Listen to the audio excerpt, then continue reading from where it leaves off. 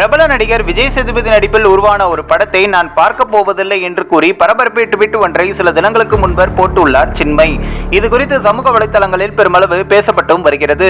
மும்பையில் பிறந்து தென்னிந்திய மொழிகளில் பலவற்றில் 2500க்கும் மேற்பட்ட பாடல்களை பாடி புகழ்பெற்ற பாடகிதான் சின்மய்.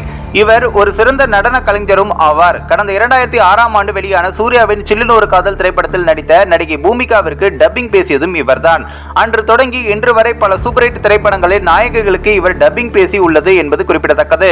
கடந்த 2002ஆம் ஆண்டு பிரபல இசையமைப்பாளர் AR ரகுமான் இசையில் வெளியான மாதவனின் கன்னத்தில் முத்தமிட்டால் திரைப்படத்தில் வரும் ஒரு பாடலின் மூலம் பாடகியாக திரையுலகத்திற்கு அறிமுகமானார்.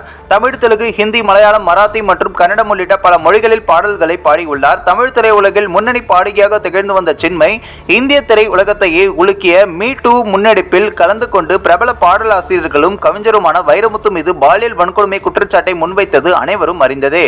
ஆனால் அதன் பிறகு தமிழ் திரையுலகை டப்பிங் யூனியன்களிலிருந்து அவர் நீக்கப்பட்டதும் அதற்கு காரணமாகவே அவர் டப்பிங் யூனியனுக்கான கட்டணத்தை கட்டவில்லை என்று கூறப்பட்டதும் நினைவு கூர்ந்தது. இந்நிலையில் பிரபல நடிகர் விஜய் சேதுபதி நடிப்பில் அண்மையில் வெளியான மகாராஜா திரைப்படம் குறித்து தனது ட்விட்டர் பக்கத்தில் அவர் மனம் திறந்து பேசியுள்ளார். அவர் வெளியிட்டுள்ள அந்த பதிவில், எனக்கு இப்பொழுதுதான் மகாராஜா திரைப்படத்தில் வரும் பாடல்களுக்கு கவிஞர் வைரமுத்து பாடல்கள் வரிகள் எழுதியுள்ளார் என்பது தெரிய வந்தது. அது பாலியல் துன்புறுத்தலை எதிர்க்கும் ஒரு திரைப்படம் என்பதை நான் அறிவேன். அவர் அந்த படத்திற்கு பாடல்களை எழுதியிருப்பதாலே நான் அந்த திரைப்படத்தை பார்க்க போவதில்லை. இந்த உலகத்திலேயே கோலிவுட் உலகில் மட்டும்தான் தன்னை பாலியல் ரீதியாக துன்புறுத்திய நபரை அடையாளம் காட்டியதற்காக அந்த துறையிலிருந்து நீக்கப்படும் விஷயங்கள் எல்லாம் நடக்கிறது என்று அவர் ஆதங்கமாக அந்த பதிவில் ஒன்றையும் கூறியுள்ளார். இது சமூக வலைதளங்களில் பெருமளவு பேசப்பட்டும் வருகிறது.